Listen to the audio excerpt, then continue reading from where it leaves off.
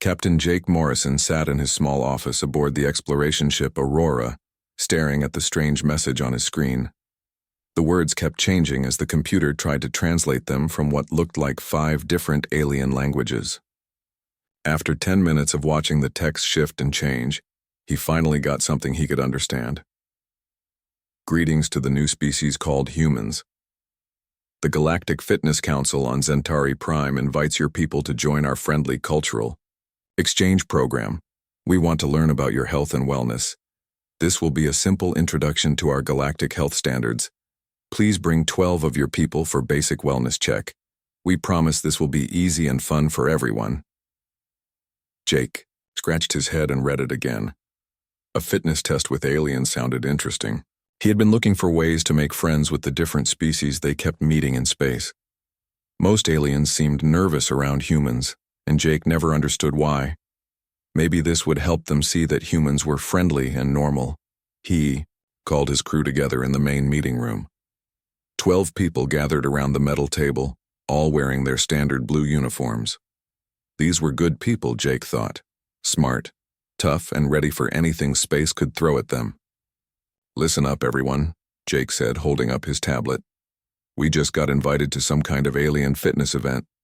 Sounds like they want to do cultural exchange stuff and maybe some light exercise. Could be a good way to make friends. Lisa Chang, their marine biologist, looked up from her notes. What kind of exercise are we talking about? I hope it's not too crazy. I've been spending most of my time in the lab lately. The message says it's just basic wellness stuff, Jake replied.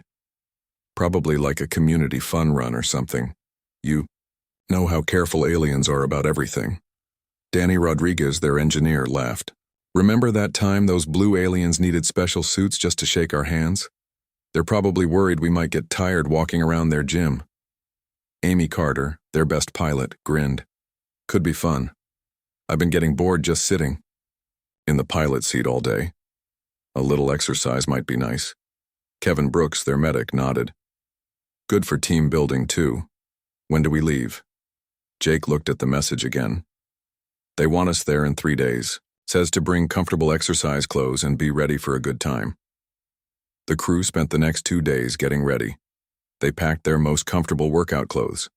Lisa brought her favorite running shoes. Danny packed his old college basketball shorts. Amy brought the yoga mat she used for stretching. Kevin made sure to bring a basic first aid kit, just in case someone got a small cut or bruise. Nobody thought to bring anything serious. Why would they need special equipment? For a friendly fitness day with aliens? The trip to Zentari Prime took 18 hours. Jake spent most of the time reading about the planet. It seemed like a nice place. The gravity was a little lighter than Earth and the air was clean. The temperature stayed comfortable year-round. It sounded like a perfect place for a relaxing day of exercise. When the Aurora landed at the massive spaceport, Jake was amazed by what he saw. The buildings were huge, made of some kind of white material that seemed to glow in the sunlight. Aliens of all shapes and sizes moved around the area, but Jake noticed something strange. Most of them were wearing what looked like protective gear. Look at all that equipment, Lisa said, pointing out the window. Those aliens have breathing masks and full bodysuits. Are they construction workers or something? Maybe it's just their normal clothes, Amy suggested. Different species. Different fashion, right? They walked off their ship and were met by a tall, thin alien with purple skin and 4 arms. He wore a fancy outfit covered in medals and symbols. His large eyes looked nervous as he approached the humans. Welcome, welcome, the alien said through a small device that translated his words. I am Council Chairman Vextal of the Galactic Fitness Council. We are so excited to have you here today. Jake shook one of the alien's 4 hands. Nice to meet you, Chairman. I'm Captain Jake Morrison. This is my crew. We're looking forward to your fitness program. Vextal's eyes got even wider. Yes, the program. Before we begin, I must ask, are you sure you want to do this? We have never had your species attempt our activities before. Of course we want to try, Danny said with a big smile. We love new experiences. How hard could it be? The alien made a sound that the translator couldn't figure out. Very well. Please follow me to the preparation area. They walked through the spaceport toward a massive building that looked like it could hold a small city. Along the way, Jake saw thousands of aliens all wearing protective gear. Medical teams with floating stretchers moved between groups of aliens. Serious-looking officials with clipboards walked around checking equipment. Wow, they really take fitness seriously here, Kevin said quietly. Yeah, look at all those medical teams, Lisa added. They must be really careful about safety. Jake was impressed. On Earth, people just showed up to the gym and started working out. These aliens had turned it into a major organized event. It showed how much they cared about doing things right. They entered the building through doors that were 20 feet tall. Inside, Jake's jaw dropped. The space was enormous, filled with strange machines and obstacle courses that stretched up toward the ceiling. Alien species he had never seen before were scattered throughout the area, all wearing protective suits and surrounded by medical equipment. This is incredible, Amy whispered. It's like the Olympics and a science fair had a baby. Chairman Vexatal led them to a small area with lockers. You may change into your exercise clothing here. When you are ready, we will begin with the first challenge. The humans changed into their workout clothes while the aliens waited outside. Jake put on his old running shorts and a t-shirt from his college. Lisa wore her favorite exercise outfit, from Earth. Danny had his basketball shorts and an old tank top. They all looked like they were getting ready for a casual day at the gym. When they came out, Jake noticed that every alien in the area had stopped what they were doing and was staring at them. Hundreds of different species, all in protective gear, all looking at the 12 humans in simple workout clothes. Is something wrong? Jake asked Chairman Vextal. Wrong? No, nothing is wrong, the alien replied. But his voice sounded strange. It is just that most species wear protective equipment for our challenges. Oh, we're fine, Lisa said cheerfully. We're pretty tough. Earth people are used to all kinds of weather and exercise. Chairman Vextal made that untranslatable sound again. Around them, Jake could see aliens pointing at the humans and talking quickly in their own languages. Medical teams began moving closer, setting up equipment nearby. Are you sure you don't want any protective gear? The chairman asked one more time. Any breathing apparatus, gravity suits, temperature regulation devices? Nah, we're good, Danny said, stretching his arms above his head. We're ready to go whenever you are. Jake looked around at all the serious faces and expensive equipment. He wondered if maybe they were taking this whole thing too seriously. But then again, different. Cultures did things differently. Maybe this was just how aliens like to exercise. All right, Chairman, Jake said with a friendly smile. Show us what you've got. Chairman Vextal looked at the humans one more time, then pressed a button on a device attached to his arm. Alarms began ringing throughout the massive building, and alien voices started announcing something in languages the humans couldn't understand. What's happening? Amy asked. Oh, that, Chairman Vextal said, his voice getting higher. That is just the safety protocol. We always use maximum precautions for this level of challenge. Jake nodded. Safety first. That made sense. He had no idea that the alarms were warning every species in the building that they were about to witness something that had never been attempted before. Something that every alien scientist said was impossible. The first challenge was about to begin. Chairman Vextal led the 12 humans through a hallway lined with windows. Through the glass, Jake could see hundreds of aliens in protective suits being checked by medical teams. Some aliens were getting injections. Others had machines attached to their bodies that beeped and flashed with lights. Just routine health monitoring, Chairman Vextal explained when he saw Jake looking. We like to be very careful with our participants. Lisa watched as a group of 6-legged aliens were fitted with breathing masks that covered their entire heads. Those look pretty serious, she said. Oh yes, very serious, the chairman replied. Safety is our top priority. Are you absolutely certain you do not want any equipment? We're fine, Jake said for the third time. Really, we appreciate the offer, but humans are pretty adaptable. They entered a large round room with metal walls and a ceiling that disappeared into darkness above them. In the center stood a platform big enough for all 12 humans. Strange pipes and vents covered the walls, and Jake could hear machinery humming somewhere behind the metal panels. "Welcome to the Atmospheric Adaptation Chamber," Chairman Vextal announced. His voice echoed in the space. "This is where we begin our wellness assessment." Around the room's edge, Jake noticed viewing windows filled with alien faces. Scientists and officials pressed against the glass, holding devices that looked like cameras and computers. Some aliens wore the same protective gear he had seen outside. "What exactly happens in here?" Amy asked, looking around the room with interest. "Simple atmospheric adjustment," the chairman said, but Jake noticed his 4 hands were shaking slightly. "The air will change to simulate different planetary conditions. Nothing too extreme, of course." Kevin, their medic, nodded. "Makes sense. Different planets probably have different air. This must be how you test if species can handle traveling to new worlds." "Exactly right," Chairman Vextal said, though his voice cracked a little. "Please, all of you stand on the platform."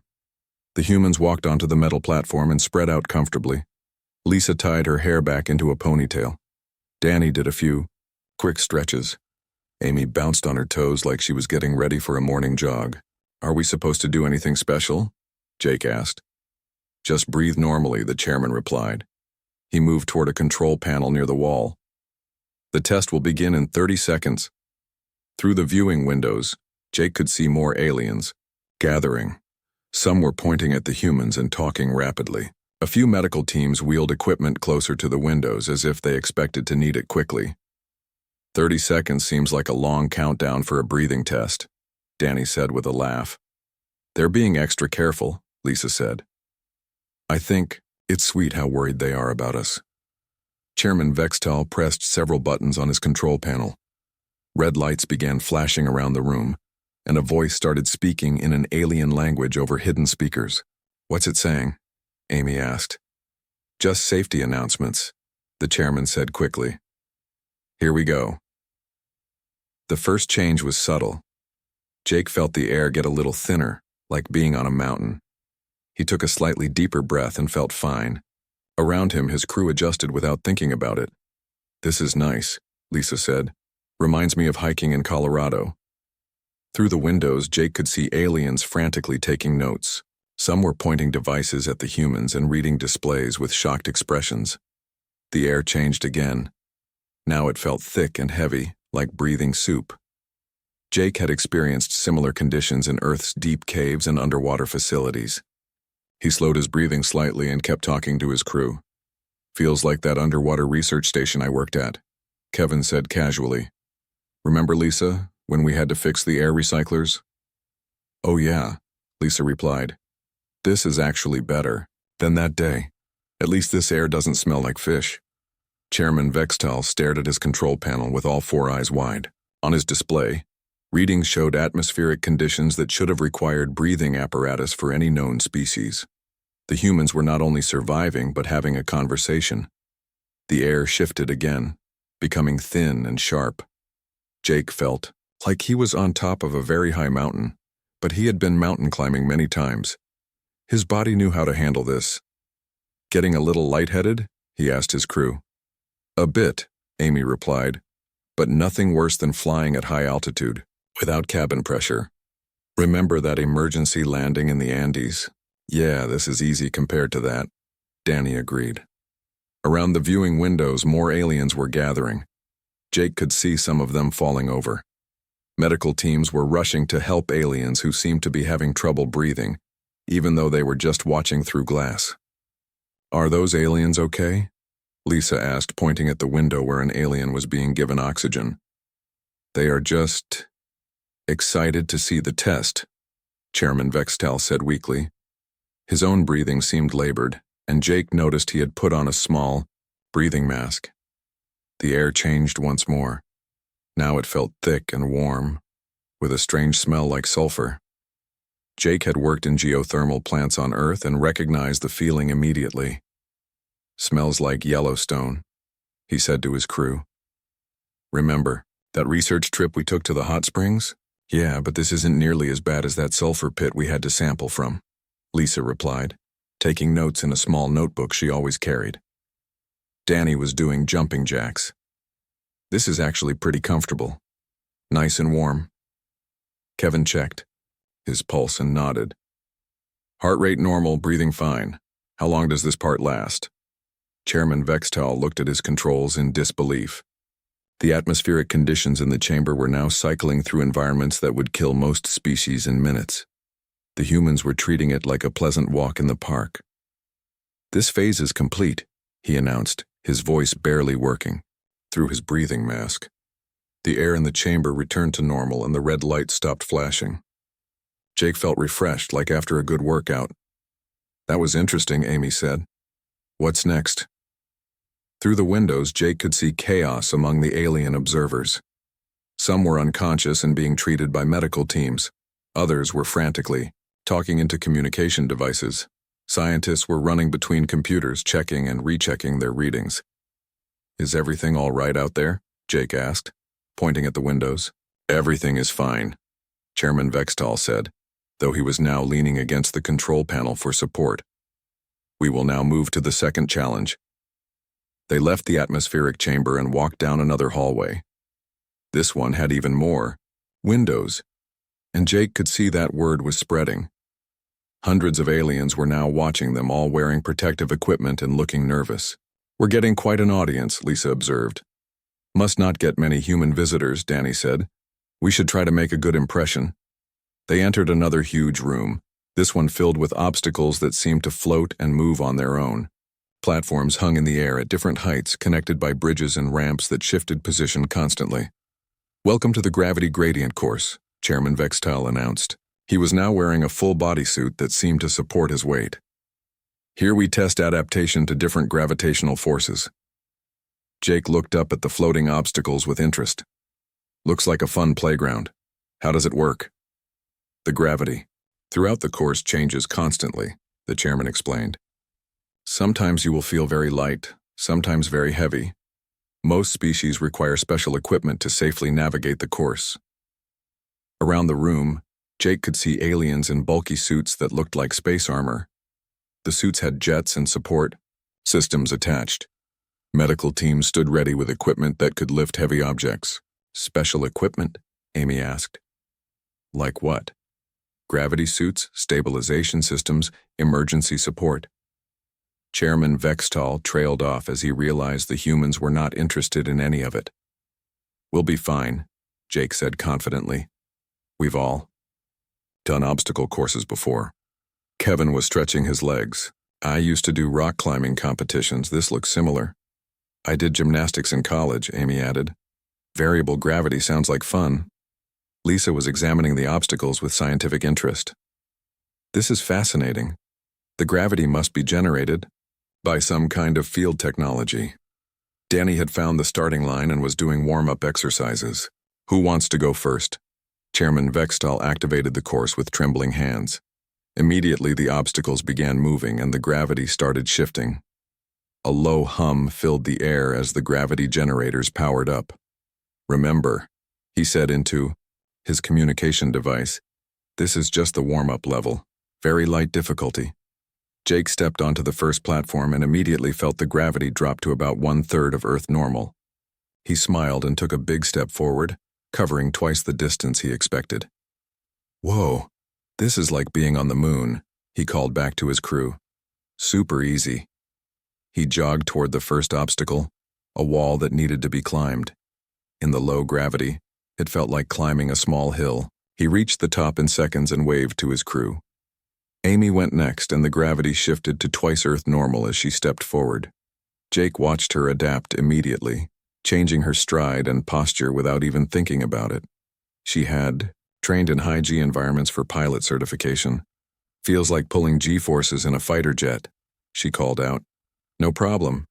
Chairman Vextal stood frozen, staring at the 12 humans who were laughing and stretching after finishing the gravity gradient course. His communication device was buzzing non-stop with urgent messages from alien officials throughout the building. He tried to ignore them, but the messages kept coming. Emergency medical teams to all stations, one message read. Multiple species showing stress reactions from observation duty. Council meeting required immediately, said another. Human species exceeding all known biological parameters. Request immediate consultation with xenobiology experts, came a third message. Jake noticed the chairman's distress and walked over to him. Hey, you okay? You look a little pale. Well, more pale than usual.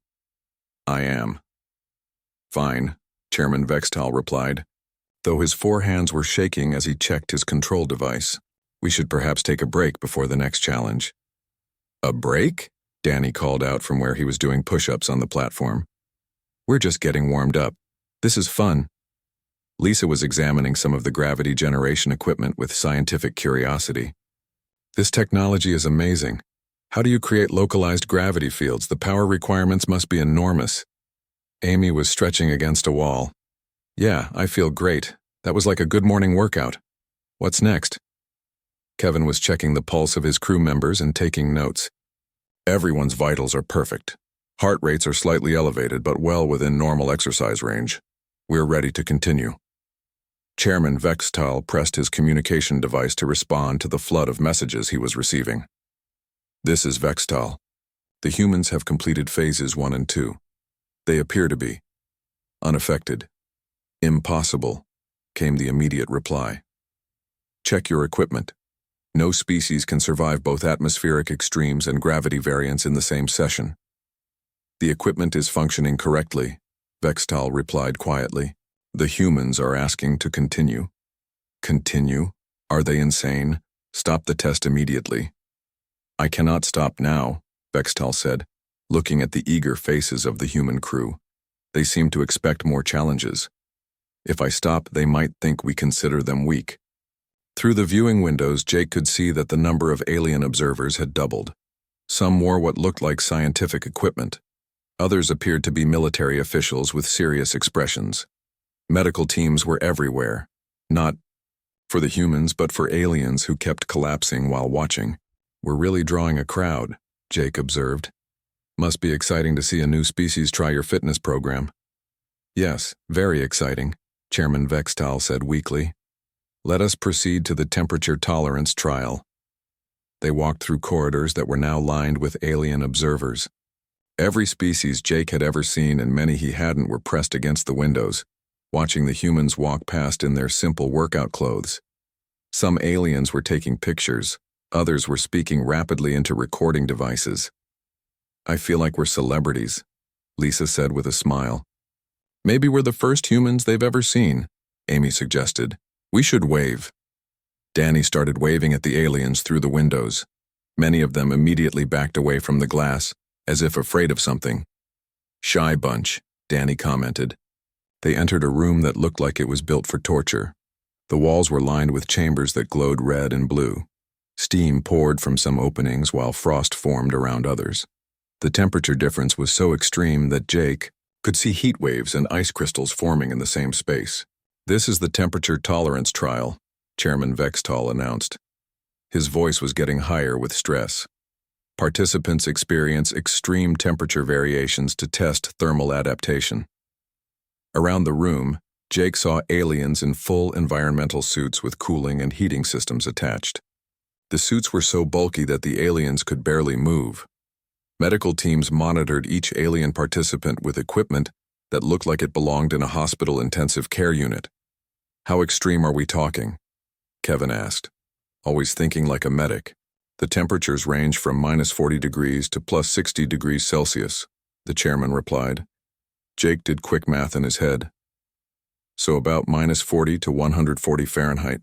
That's pretty hot and cold. You have experienced such temperatures before? Chairman Vextal asked in amazement. Sure, Lisa said casually. I've done research in Antarctica and the Sahara Desert. Those are normal Earth temperatures in different places. I grew up in Minnesota, Amy added. -40 is just a really cold winter day. And I've been in Death Valley when it hit 130 degrees. Danny nodded. Construction work in Texas summer gets pretty hot. And I've done winter work in Alaska. No big deal. Chairman Vextal made notes on his device with trembling hands. The temperatures he had described were considered lethal extremes by galactic standards. Most species required full environmental protection to survive them. These humans were describing them as normal weather. Please enter the first chamber, he said, pointing to a door marked with warning symbols in dozens of alien languages. The 12 humans walked into the chamber wearing only their workout clothes. The door sealed behind them, and immediately the temperature dropped to -40 degrees Celsius. Frost began forming on the walls and their breath became visible in the air. "Brr, that's chilly," Jake said, but he just rubbed his arms and kept moving. "Not bad," Lisa agreed. "At least there's no wind. Wind chill is what really gets you." Through the viewing window, Chairman Vextal watched in disbelief. The humans were moving around normally in temperatures that would freeze most species solid in minutes. They were talking and even joking about the cold. Danny started doing jumping jacks to stay warm. "This reminds me of ice fishing with my dad. We'd sit outside for hours in weather like this." Kevin was checking on his crew members. "Everyone's staying. Warm enough? Remember to keep moving and watch for signs of frostbite." "I'm fine," Amy said, though her lips were turning slightly blue. "This is like that survival training course we took in Canada." After 10 minutes in the freezing chamber, they were moved to the heat chamber. The temperature immediately jumped to 60 degrees Celsius. The air shimmered with heat, and the metal walls were too hot to touch. "Okay, now this is hot," Jake said, wiping sweat from his forehead. "Like a really good sauna," Lisa commented, though not as humid as the Amazon rainforest. Danny pulled off his shirt. "Yeah, this is like working construction in July. Hot but manageable." Kevin reminded everyone to stay hydrated and watch for heat exhaustion symptoms, but the crew adapted quickly. They had all experienced extreme heat during their various Earth careers. Through the viewing windows, chaos was spreading among the alien observers. Scientists were frantically checking their equipment, convinced it must be malfunctioning. Military officials were having urgent conversations. Medical teams were treating more aliens who had fainted just from watching the temperature readings. "How are they surviving this?" one alien scientist asked another. "It's impossible," came the reply. "Those temperatures should cause immediate biological shutdown. Are they wearing some kind of protective technology we cannot detect? Scans show nothing. They appear to be surviving through biological adaptation alone." The humans were moved back and forth between the extreme temperature chambers several more times. Each time, they adapted within minutes and continued their casual conversation about Earth experiences. "This is easier than that time we had to repair the heating system in that research station," Lisa said during one of the cold phases. "Yeah, at least we don't have to work with tools in these temperatures," Danny agreed. After an hour of temperature testing, Chairman Vextal finally stopped the trial. The humans emerged from the final chamber looking slightly tired but otherwise fine. "That was interesting," Jake said. "Good for building character. What's next?" Chairman Vextal looked at his device. The next challenge was the toxin resistance trial, which exposed participants to atmospheric contaminants and biological hazards that most species could only survive with full hazmat protection. "Perhaps we should take a longer break," he suggested desperately. "Break?" Amy asked. "We're feeling great. This is the most fun we've had in weeks." "Yeah, come on," Danny encouraged. "Let's see what else you've got." The chairman looked around at the chaos in the observation areas. Alien officials were demanding answers he didn't have. Medical teams were overwhelmed treating observers who couldn't handle watching the tests. Scientists were questioning everything they thought they knew about biology. But the humans were standing there in their simple workout clothes, smiling and ready for more. "Very well," he said quietly. "Follow me to the toxin resistance chamber." As they walked through the corridors, Jake noticed that even more aliens had gathered to watch them. Some were holding devices that looked like weapons scanners, trying to figure out how the humans were surviving. Others were taking detailed photographs of everything the humans did. "We're really popular," Lisa observed. "Maybe we should ask for autographs afterward," Amy joked. "I hope we're making a good impression," Jake said. "This could be great for human-alien relations." Behind them, Chairman Vextal was receiving another flood of urgent messages. The most recent one made his blood turn cold. Emergency Council session called. Multiple species demanding explanation for human capabilities. Some suggest they may be a threat to galactic safety. The toxin resistance chamber looked like something from a nightmare. Green and purple gases swirled behind thick glass walls. Warning lights flashed in colors Jake had never seen before. The air itself seemed to shimmer with dangerous chemicals that made his eyes water just from looking at them. "This is our atmospheric contamination test," Chairman Vextal explained, his voice barely working through his breathing mask. "The chamber contains various toxic substances found on hostile worlds throughout the galaxy." Around the room, aliens in full hazmat suits were being checked by medical teams. The suits covered every inch of their bodies and had complex air filtration systems. Some aliens carried emergency antidote injectors. Others had monitoring devices that beeped constantly, checking for any sign of poison exposure. "What kind of toxic stuff?" Kevin asked, thinking like a medic. "Chemical pollutants, biological toxins, radioactive particles, acidic vapors," the chairman listed. "Most species require complete environmental isolation to survive even brief exposure." Danny looked at the swirling gases with interest. "Sounds like downtown Los Angeles on a bad smog day. Or that chemical plant I worked at in New Jersey," Lisa added. "The air quality there was terrible." Amy nodded. "Yeah, this doesn't look worse than some of the industrial areas I've flown over. At least it's contained in a chamber."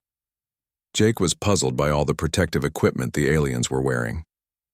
"Are you sure we don't need any gear? You all seem pretty worried about this." "We insist that you are certain," Chairman Vextal pleaded.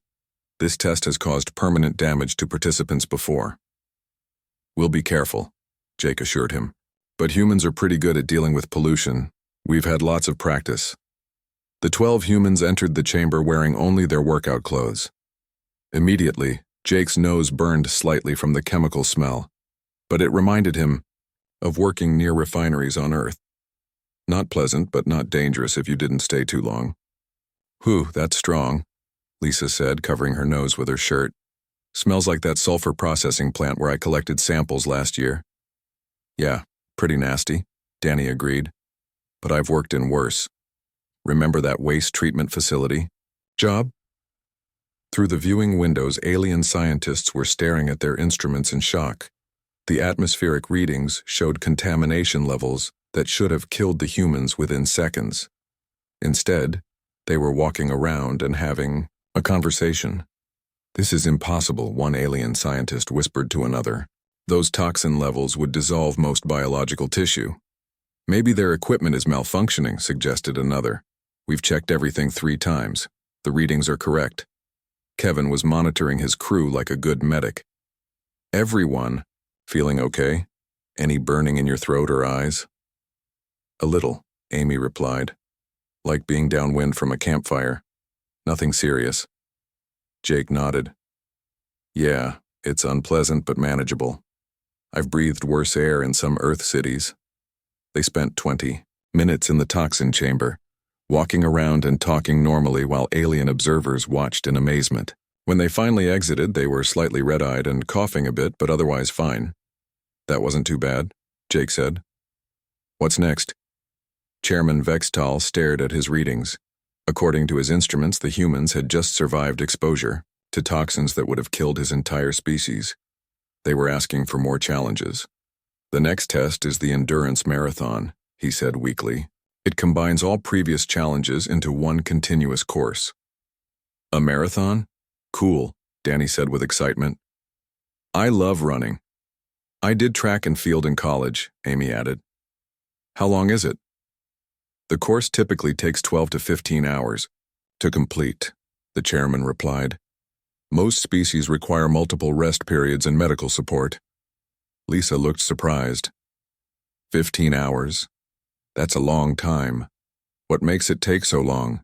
The course includes atmospheric changes, gravity variations, temperature extremes, and toxic exposure all happening at the same time, Chairman Vextal explained.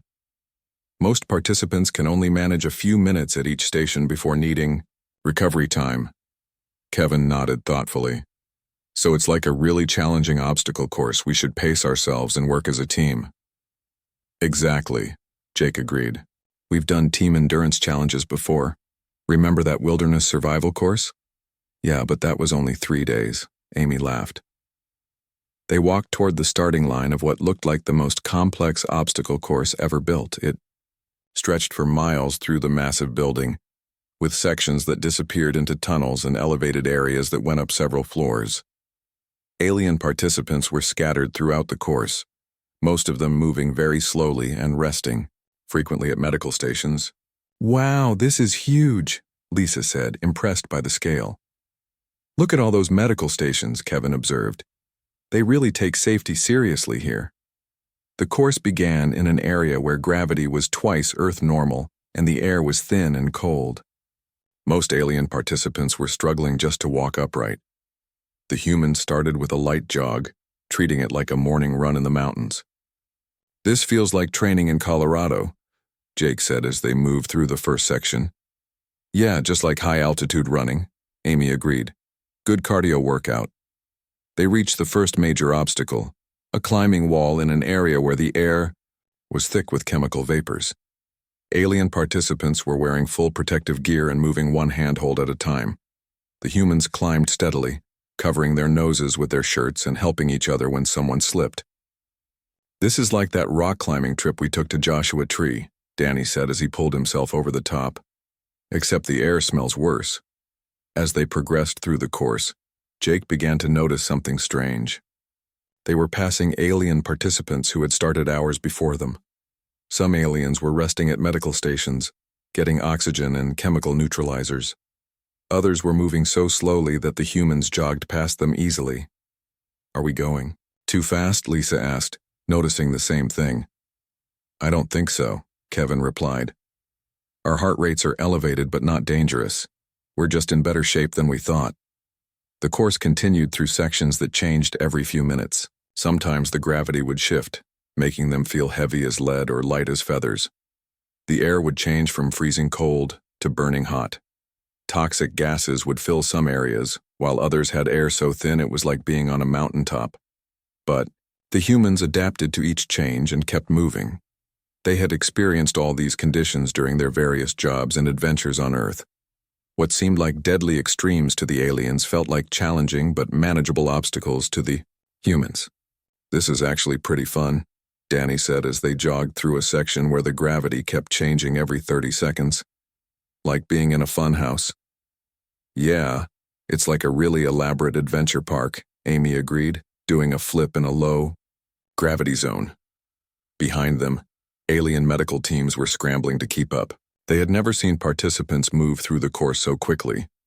Most species took breaks every few minutes to recover from the harsh conditions. These humans were treating it like a casual group run. "How are they maintaining that pace?" one alien medic asked another. "I don't know. Their vital signs show they're exerting themselves, but not beyond normal exercise levels. Maybe they don't understand how dangerous this is. Or maybe they're just incredibly tough." The humans reached the halfway point of the course in 6 hours, which was faster than any species had ever completed the entire marathon. They stopped at a rest station to drink some water and check on each other. "Everyone feeling good?" Jake asked. "Tired but good," Lisa replied. "This is a great workout." "Yeah, I'm getting hungry though," Danny said. "Hope they have snacks at the finish line." Kevin was checking everyone's pulse and looking for signs of exhaustion. "We're all doing fine. Heart rates are up but not dangerous. Everyone's hydrated and alert. Should we keep going?" Amy asked. Through observation windows at the rest station, they could see crowds of aliens watching them. Scientists were frantically taking notes. Military officials were having urgent discussions. Medical teams were standing by with equipment that looked like it was designed for emergency surgery. "Look at all those people watching us," Lisa observed. "We must be doing pretty well." "Yeah. Maybe we're setting some kind of record," Danny said proudly. They resumed the course, moving through the second half with the same steady pace they had maintained from the beginning. The obstacles became more complex, combining multiple hazards at once. They climbed walls while gravity shifted and toxic gas filled the air. They navigated maze-like sections where the temperature changed every few steps. But they worked together as a team, helping each other through the difficult parts and encouraging each other when someone got tired. It reminded Jake of the survival training they had done together as a crew. "We're pretty good at this," he said as they approached what looked like the final section. Yeah, good teamwork, Kevin agreed. The last part of the course was described as the most challenging. All the hazards were combined at maximum intensity. The gravity was 3 times Earth normal, the air was filled with toxic chemicals, and the temperature was swinging between extreme hot and cold every few minutes. Jake looked around the finish area, expecting to see a water station or maybe some snacks. Instead, he saw hundreds of aliens staring at them in complete silence. Scientists held devices that beeped frantically. Military officials spoke quietly into communication equipment. Medical teams stood ready with equipment that looked like it could revive the dead. "Is there somewhere we can get some water?" Lisa asked, wiping sweat from her forehead. "That was a good workout, but I'm pretty thirsty. And maybe some food," Danny added. "I'm starving. Running for 12 hours really works up an appetite." Chairman Vextal stood frozen, holding his recording device with all 4 shaking hands. His large eyes were wider than Jake had ever seen them. Other alien officials gathered around him, all speaking rapidly in languages the humans couldn't understand. "Are you guys okay?" Amy asked, noticing how pale the chairman looked. "You seem upset about something." "Upset?" Chairman Vextal repeated, his voice cracking. You have just accomplished something that every scientist in the galaxy said was impossible." Kevin checked his crew again, taking pulses and looking for signs of exhaustion. "We're all fine. Tired, but nothing that food and rest won't fix. Was the course supposed to be harder?" "Harder?" Another alien official stepped forward. This one wore a uniform covered in symbols that Jake didn't recognize. "You have completed the most difficult biological challenge test in galactic history. Most species cannot survive even one section of what you just finished." Jake was confused. "But we've done harder things on Earth. This was challenging, but not impossible." "Earth?" the uniformed alien asked. "Tell us about this Earth." Lisa sat down on a nearby bench, happy to rest and talk about home. "Earth is our planet. It's a nice place, though the weather can be pretty extreme sometimes." "Define extreme," Chairman Vextal said, pulling out a larger recording device. "Well, it depends where you are," Danny explained. "In some places it gets really hot, like 50 degrees Celsius in the summer. Other places get down to -40 or 50 in winter." The alien officials looked at each other with shocked expressions. The temperatures Danny was describing casually were the same extremes that had been used in the temperature tolerance trial. "What about the air?" another alien asked. "Is it clean?" Amy laughed. "Depends on where you are. In cities, it can get pretty polluted. Some industrial areas are really bad. You learn to deal with it." "And the gravity?" "Standard for us," Kevin replied. "Though I've worked in high-gravity environments doing deep ocean research and low-gravity doing space station construction." Jake was starting to realize that the aliens were very interested in Earth conditions.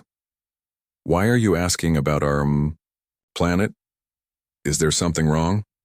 Chairman Vextal looked at his device, then at the other officials, then back at Jake. "We need to explain something to you. The test you just completed was not designed as a cultural exchange program." "It wasn't?" Lisa asked. "No. It was designed to find the theoretical maximum limits of biological survival across all known species. We created challenges that pushed every aspect of life to the breaking point." Danny frowned. "But the message said it was a friendly wellness assessment." "That was a translation error," the chairman admitted. "The original message was a request for volunteers to attempt our ultimate biological limits test. We never expected anyone to accept, let alone succeed." The humans looked at each other with growing understanding. "So this wasn't supposed to be easy?" Jake asked. "Easy?" The uniformed alien stepped forward again. "Captain Morrison, the atmospheric conditions you survived would suffocate most species in minutes. The gravity variations you navigated would crush or launch most beings into walls. The temperatures you endured would freeze or cook most life forms. The toxins you breathed would dissolve most biological tissue." Amy looked surprised. "Really? It wasn't that bad." "And the endurance course," another alien added, "combines all those lethal conditions for 12 continuous hours. No species has ever completed it." Most cannot survive more than a few minutes in any single section. Kevin was putting the pieces together. So you're saying these conditions are dangerous for most aliens? Deadly, Chairman Vextal confirmed. What you just accomplished should have been biologically impossible. Lisa was fascinated. But we've all experienced these conditions on Earth. They're challenging but normal for us. That is what we are beginning to understand, the chairman said quietly. Your planet Earth must be what we classify as a Class 12 death world. A what? Jake asked. A death world. A planet so hostile that life should not be able to survive there, let alone evolve into intelligent beings. Danny laughed. Earth's not that bad. Sure, we have some rough weather and pollution, but people live everywhere, mountains, deserts, Arctic regions, tropical jungles. You live in all those environments? An alien scientist asked, frantically taking notes. Sure, Amy replied. Humans adapt pretty well. We've got people living in every climate on Earth. The alien officials were having urgent discussions among themselves. Jake caught fragments of translated conversation that included words like unprecedented, impossible, and dangerous. Are we in trouble? He asked Chairman Vextal. Trouble? No, not trouble exactly, the chairman replied. But we must inform you that your performance today has caused quite a reaction throughout the galactic community. He gestured toward viewing areas where Jake could see crowds of aliens from dozens of species, all watching the humans with expressions that ranged from amazement to fear. Some species are amazed by your capabilities, the chairman continued. Others are concerned about what this means for galactic safety standards. Why would they be concerned? Lisa asked. We're friendly people. Because, the uniformed alien explained, if these are normal capabilities for your species, then humans are biologically superior to every other known life form in the galaxy by a massive margin. Kevin was starting to understand the implications. So other species can't handle the conditions we just went through. Most would die instantly, the chairman confirmed. What you call normal Earth weather, we call lethal environmental extremes. Jake thought about all the things humans did regularly on Earth. What about things like mountain climbing, deep sea diving, working in mines or construction in bad weather? Impossible for most species without technological assistance, an alien scientist replied. Your casual description of human activities describes survival scenarios that require our most advanced protective equipment. Amy was amazed. Really? So when you guys travel to different planets, you need special equipment? Extensive life support systems, the chairman confirmed. Most species can only survive on planets very similar to their home worlds. You appear to be capable of surviving anywhere. Danny grinned. That's pretty cool. So we're like the tough guys of the galaxy? You are unprecedented, the uniformed alien said seriously.